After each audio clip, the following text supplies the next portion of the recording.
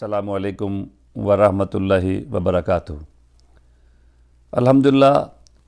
آج پھر اللہ رب العزت کی توفیق سے ہم قرآن حکیم کے حضور اپنے طلب کی جھولیاں پھیلائے حاضر ہیں۔ ہم 14ویں پارے ہی کے کچھ احکام جاننے اور سمجھنے کی کوشش کریں گے۔ یہ سورہ الحجر ہے اور اس کی 97 اور 98 نمبر آیت ہے،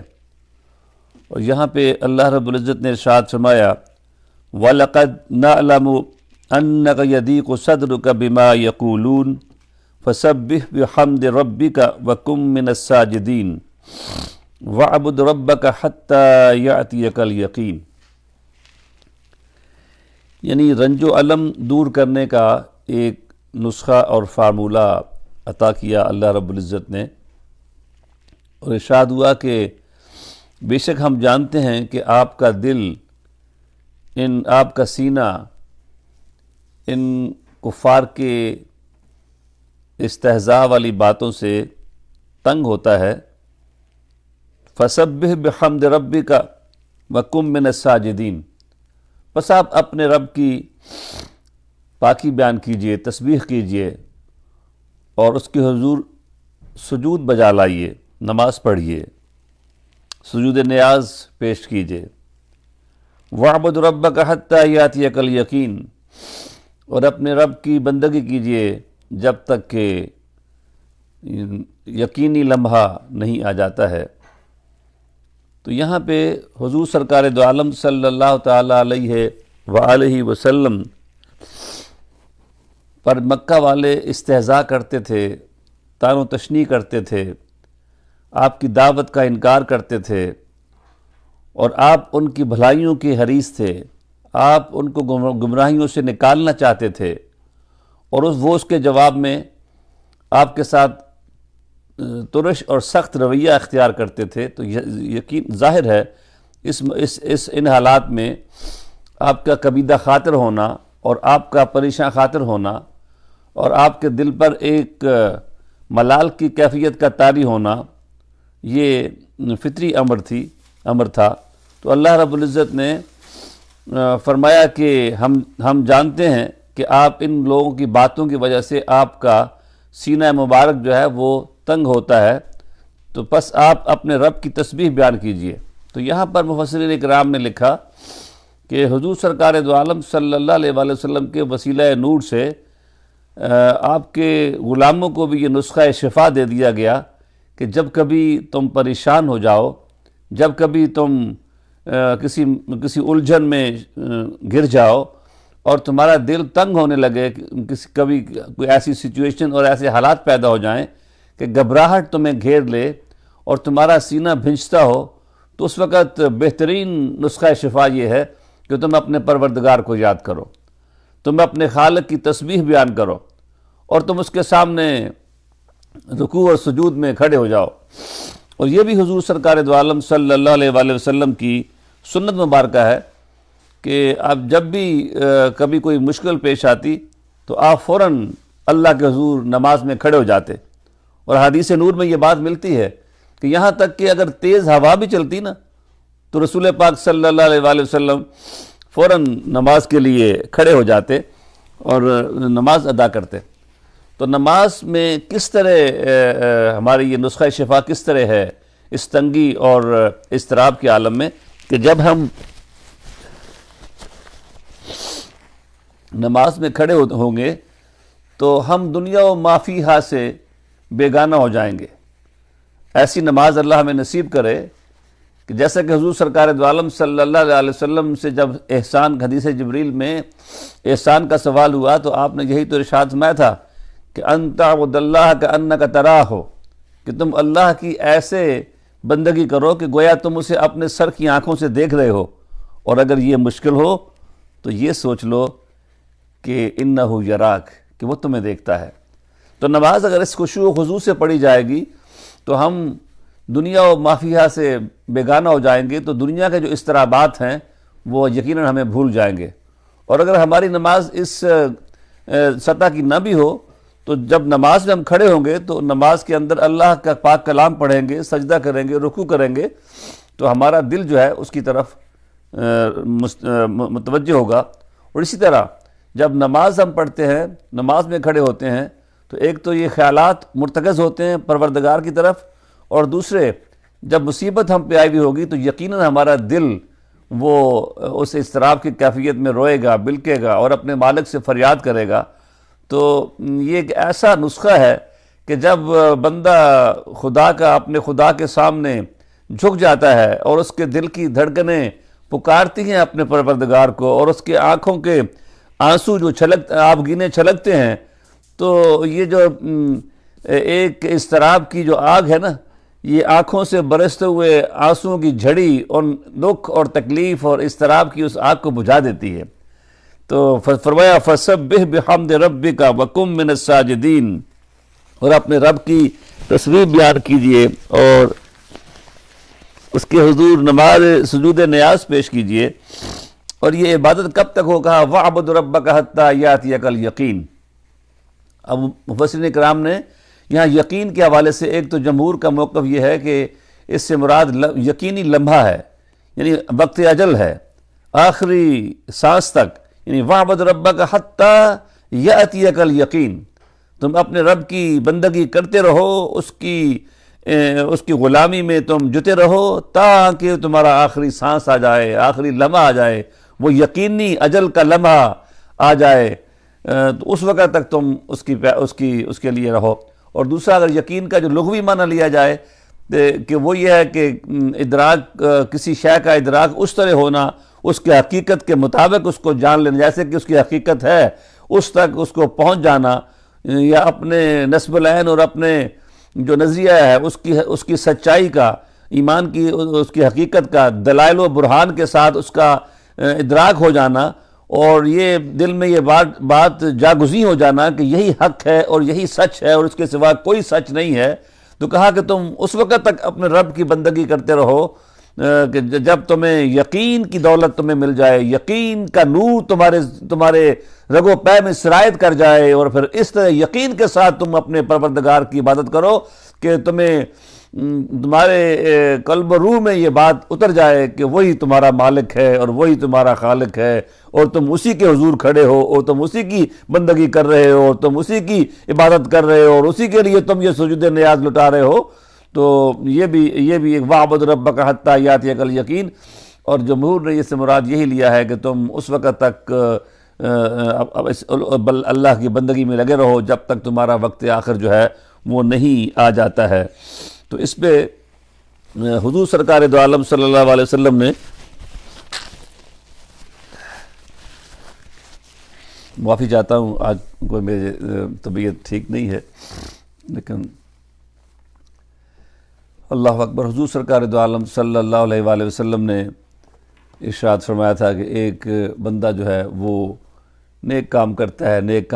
ہے یہاں تک کہ وہ ایک بالش برابر جنت سے رہ جاتا ہے، اور پھر اس کی شامت اعمال اس کے آڑے آتی ہے اور وہ برے کاموں میں لگ جاتا ہے، اور اس برائی کرتے کرتے پھر اس کا آخری لمحہ جو وہ برائی میں آتا ہے تو وہ جنت کی بجائے وہ جہنم میں جا پہنچتا ہے۔ اور ایک آدمی برے کام کرتا ہے یہاں تک کہ وہ ایک بالش جہنم سے رہ جاتا ہے، اور خوبی قسمت سے وہ نیکی کی طرف آ جاتا ہے، اور اس کا آخری وقت نیکی میں آتا ہے اور وہ جنت میں داخل ہو جاتا ہے۔ تو اس لیے اپنی حفاظت کرنا اور اپنے آپ کو نیک راستے پر پابند رکھنا، اور ساتھ پروردگار سے دعا بھی کرتے رہنا، ہاں یہ ہمارا کوئی کمال نہیں ہے۔ ہم اس کی تسبیح کریں تو کمال ہمارا نہیں ہے، ہم اس کے حضور رکوع و سجود کریں تو اس میں کوئی ہماری خوبی نہیں ہے، یہ ہمارے مالک اور پروردگار کی مہربانی اور عنایت اور رحمت اور فضل ہے۔ اگر ہم اس کا نام بھی لینے کے قابل ہیں نا تو یہ اس کا فضل ہے، اگر ہماری زبان پہ اس کا نام بھی آتا ہے تو یہ اس کا فضل ہے، ورنہ آپ جانتے ہیں کہ یہ غیبت زدہ زبانیں بھلا اس قابل کب ہیں کہ اس سچی سرکار کا نام لیں، سچے اپنے خالق و مالک کا نام لے سکیں۔ تو وَاعْبُدْ رَبَّكَ حَتَّى يَأْتِيَكَ الْيَقِينُ، اپنے ایمان کے چراغ کو اپنے ہاتھوں کی اوٹ میں لے کر ایسے چلتے چلے جائیں کہ اس یقین کے لمحے تک، اس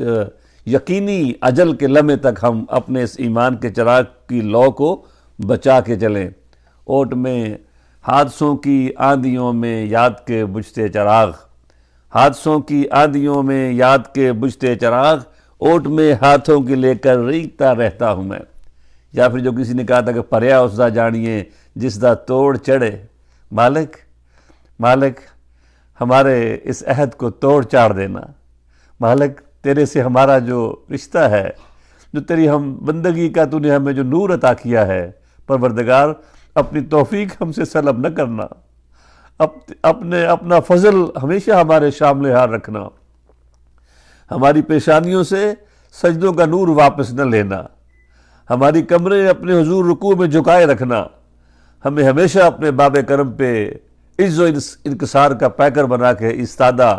کھڑے رکھنا، اور ہمیں اس آیت کا نور نصیب فرمانا اپنے حبیب کریم صلی اللہ علیہ وسلم کی برکت سے۔ وَعْبُدْ رَبَّكَ حَتَّى يَأْتِيَكَ الْيَقِينَ،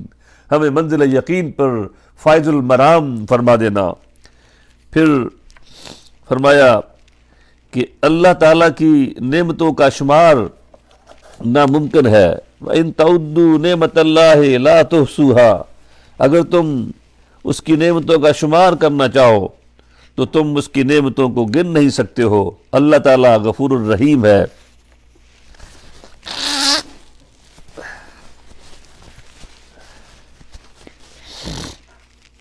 یقیناً اللہ معاف کرنے والا ہے،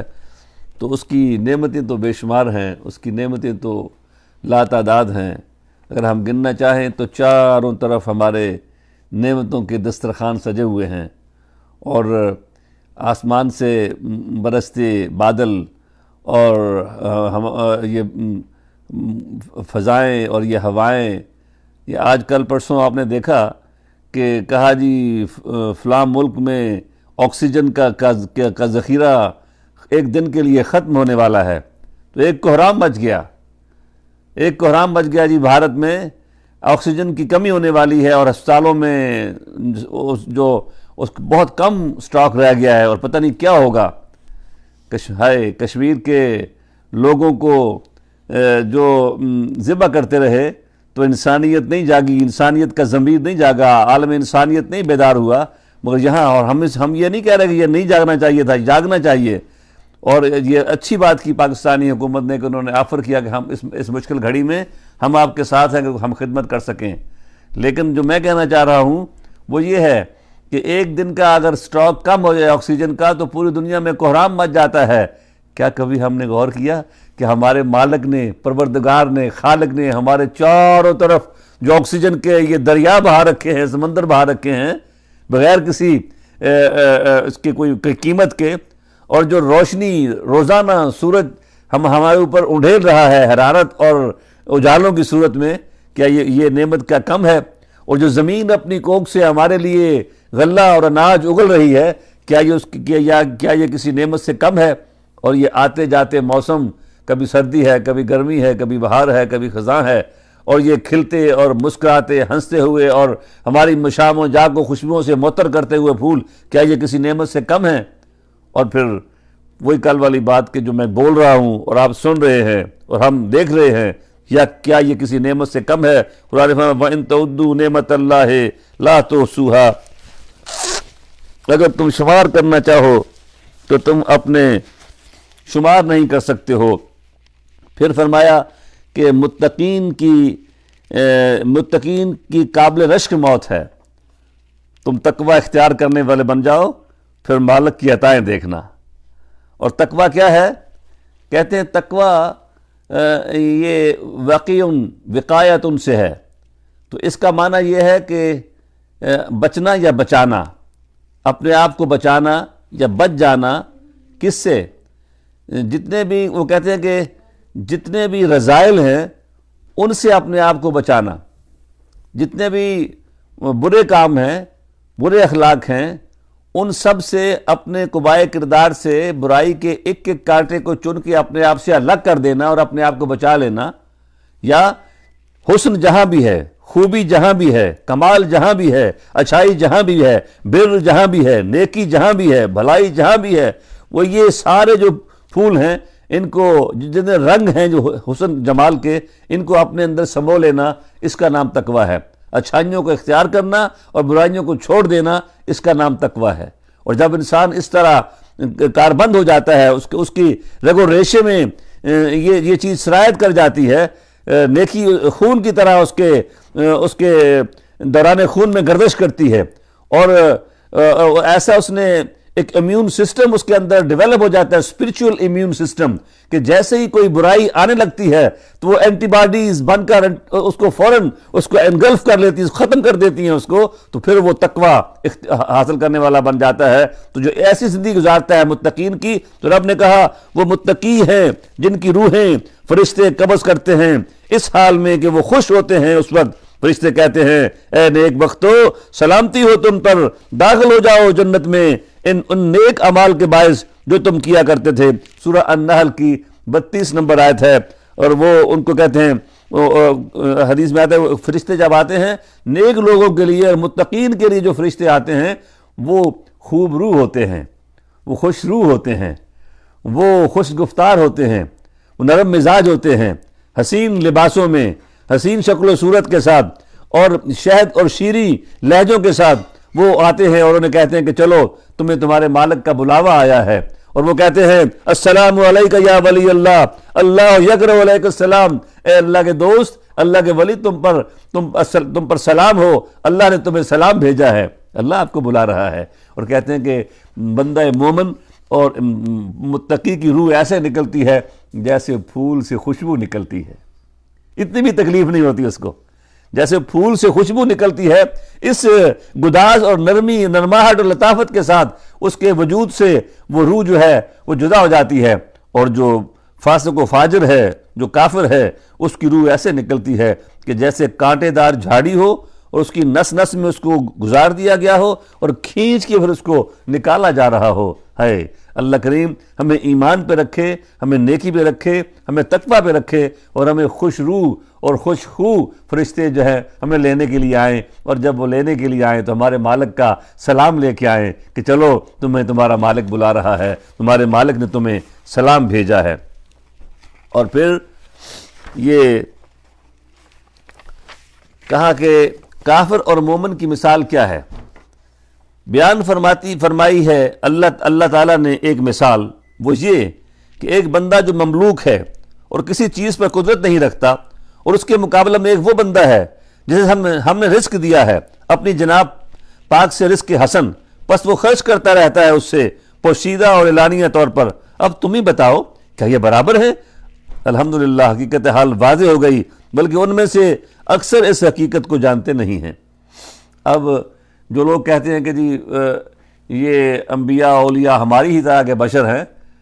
کل بھی ہم نے یہ ذکر کیا کہ بشر تو وہ ہیں، نوع انسانی میں سے وہ ہیں، مگر اللہ کا فضل ان پر ہے، اللہ کا انعام ان پر ہے، وہ انعام یافتہ بندے ہیں، اللہ نے ان کو بے شمار بے پناہ خوبیوں سے نواز رکھا ہے۔ تو یہاں کہا گیا کہ یہ اس کی مثال بھلا جو بندہ مملوک ہے، غلام، جو تو سارے بندے اللہ کے بندے ہیں، مگر ایک بندہ ہے جسے بندہ آبق کہتے ہیں، ایک بندہ ہے جو بندہ معذون ہے۔ تو بندہ آبق وہ ہوتا ہے جو بھاگا ہوا غلام ہو، جو مالک کے گھر سے بھاگ گیا ہو۔ آپ جانتے ہیں اگر کوئی اپنے ڈیوٹی سے فرار ہو جائے، مالک سے تنخواہ لیتا رہے، اور جب کام کا وقت آئے تو بھاگ جائے، تو ظاہر ہے مالک کے ہرکارے تو اس کو پکڑنے کے لیے دوڑیں گے نا۔ اس کا کیا مقابلہ اس بندے سے، اس نوکر سے کہ جس کو اس نے اپنا مختار عام بنا دیا ہے، اس کو لکھ کے دے دیا ہے کہ تم میری ساری اس ملک میں، تم میری ساری پراپرٹی میں، تم میرے سارے کاروبار میں تم میرے مختار عام ہو، تم جو چاہو تم اس میں کرو، تمہیں اتھارٹی دے دی گئی ہے۔ تو اللہ نے فرمایا کہ یہ جو بندے ہیں نا، ان کو ہم نے رزق حسن دیا ہے، اور وہ رزق حسن جو ہے من رزق وہ اس کو فاہوا ينفق سرا وجہرا، جو ہم نے ان کو رزق حسن دیا ہے اس کو خرچ بھی کرتے رہتے ہیں۔ اور اسی طرح جناب رسول اللہ صلی اللہ علیہ وسلم تو سب انسانوں میں سے سب سے بڑے انسان، اور اس کے سارے محبوبوں میں سے سب سے وہ شاہ خوبہ ہیں، ان کے اختیارات کا کیا کہنا اور ان کے انعامات کا کیا کہنا۔ جو اللہ کے جو عام بندے اولیاء اللہ میں، ان کے بارے میں قرآن کہتا ہے الا ان اولیاء اللہ لا خوف علیہم ولا هم یحزنون۔ تو جو اس کے مختار و معزون بندے ہیں، ان کو جو نعمتیں اس نے دی ہیں، یہ کیا وجہ ہے کہ آج داتا گنج بخش علی حجویری کے مزار پر انوار پر یا داتا ہو رہی ہے؟ یہ کیا وجہ ہے کہ بابا فرید الدین گنج شکر کے مزار پر انوار پر اللہ کی ایک مخلوق کا اجتہام ہے اور حق فرید یا فرید وہاں پہ ہو رہا ہے؟ تو یہ اللہ کے بندے جو ہیں، ان کو اللہ نے رزق حسن دیا ہے، اور یہ اس کو تقسیم عام فرما رہے ہیں اس نعمت کو۔ اور یہاں پر رک کے میں کل کے ہمارے درس میں ہمارے سائیوال سے راؤ عظمت علی صاحب نے توجہ دلائی کہ آپ جو اولیاء کرام کی تعریف کر رہے ہیں، تو یہاں یہ بات بھی کہیے کہ جو بہروپیے اس شعبے میں آ گھسے ہیں، ان سے بھی لوگ بچے۔ ہاں، ہم ضرور کہیں گے کہ جہاں صرف پاؤنڈ پیسے کے لیے اور ظاہر کی چکا چوند کے لیے لوگ جال بچھائے بیٹھے ہیں اور لوگوں کو لوٹتے ہیں، ہم ان کو اولیاء اللہ نہیں مانتے ہیں۔ وہ تو بہروپیے واقعی وہ بہروپیے ہیں جو لوگوں کا مال، جن کی نظر لوگوں کے مال پہ ہے، اور جو لوگوں کو دینے کی بجائے ان سے لیتے ہیں، ہم ان کی تعریف نہیں کرتے۔ مگر میں راؤ صاحب سے کہوں گا کہ یہ بہروپیوں کا بہروپ بھی اس لیے چل جاتا ہے، یہ 2 نمبر مال اس لیے چل جاتا ہے مارکیٹ میں کہ لوگوں کو پتہ ہے کہ 1 نمبر مال ہے، 1 نمبر مال کے دھوکے میں لوگ 2 نمبر مال اٹھا کے لے جاتے ہیں۔ یہ بعد میں راز کھلتا ہے کہ ہم 2 نمبر اٹھا کے لے آئے ہیں۔ یہ جعلی لوگوں کا اور اس طرح کے جعلی پیروں کا چل جانا اور لوگوں کا ان کو مان لینا، اصل دلیل اس بات کی ہے کہ کہیں اصل ہے، اصل کا انکار نہیں کیا جا سکتا، اصل موجود ہے۔ اس اصل کے دھوکے میں اس کے اعتماد پر ہی لوگ جو ہیں وہ نقل کو قبول کر لیتے ہیں۔ ہاں، ہمیں عقل چاہیے، ہمیں بصیرت چاہیے، ہمیں پہچان چاہیے کہ ہم نقل کو اصل سے الگ کریں اور اصل کے ساتھ ہم جڑ جائیں، اور نقل کی ہم حوصلہ شکنی کریں، اور اپنے معاشرے میں جہاں جہاں اس طرح کے نقل والے لوگ موجود ہیں ان کو ہم بے نقاب کریں اور لوگوں کو ان سے روکیں کہ ایسے لوگوں کے پاس نہ جایا جائے۔ تو یہ اگلی جو بات ہے، کہا چند نیک امور جن کا اللہ تعالیٰ نے بطور خاص حکم دیا ہے۔ بے شک اللہ تعالیٰ حکم دیتا ہے ہر معاملہ میں انصاف کرو اور ہر ایک کے ساتھ بھلائی کرو اور اچھا سلوک کرو رشتہ داروں کے ساتھ، اور منع فرماتا ہے بے حیائی سے، برے کاموں سے اور سرکشی سے۔ اللہ تعالیٰ نصیحت کرتا ہے تمہیں تاکہ تم نصیحت قبول کرو۔ فرمایا کہ ان اللہ یأمر بالعدل والاحسان وایتاء ذی القربى وینہی عن الفحشاء والمنکر والبغی یعظکم لعلکم تذکرون، کہ بے شک اللہ حکم دیتا ہے کہ ہر معاملہ میں انصاف کرو، جو بھی معاملہ ہو۔ عدل کیا ہے؟ میانہ روی ہے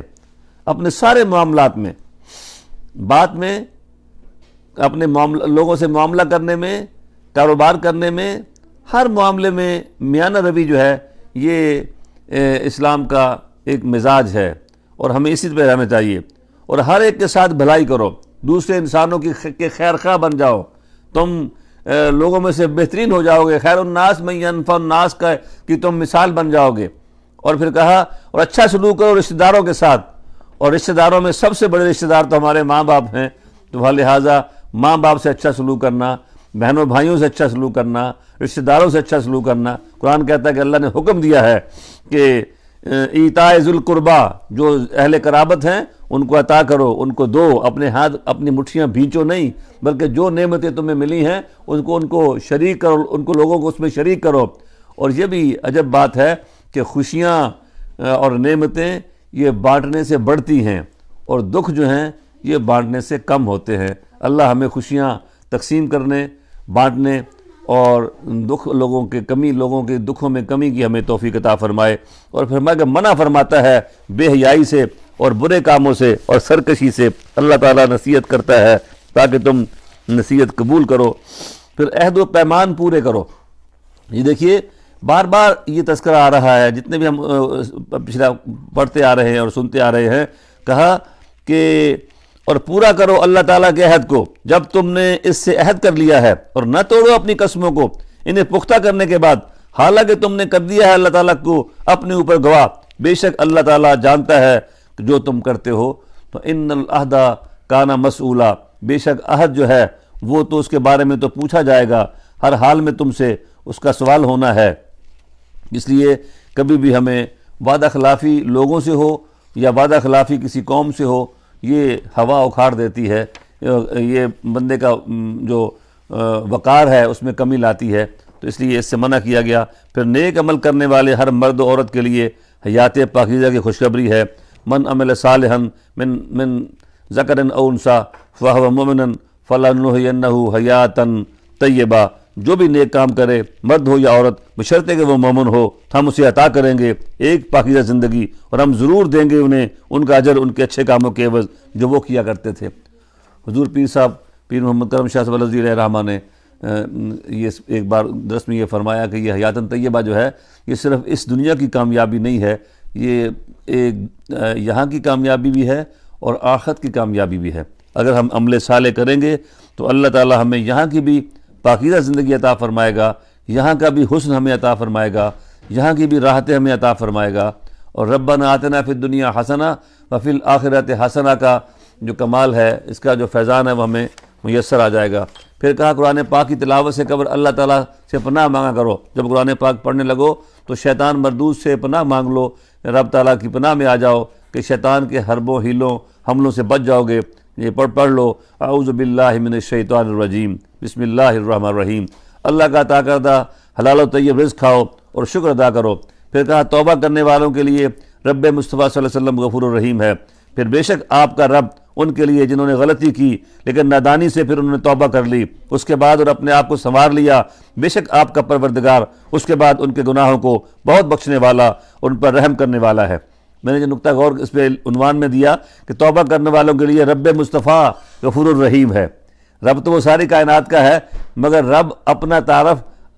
رب مصطفیٰ ہونے کے حوالے سے کرواتا ہے۔ پھر بے شک آپ کا رب ان کے لیے، یعنی آپ کا رب یا رسول اللہ آپ کا رب، اللہ تعالیٰ یہ نہیں کہتا کہ میں ان کے لیے غفور الرحیم ہوں، کہا کہ آپ کا رب ان کے لیے غفور الرحیم ہے۔ سبحان اللہ، کیا شان ہے میرے اور آپ کے آقا مولا محمد الرسول اللہ صلی اللہ علیہ وآلہ وسلم کی کہ پروردگار اپنا تعارف بھی اپنے محبوب کے حوالے سے کروا رہا ہے۔ پھر دعوت و تبلیغ کا کام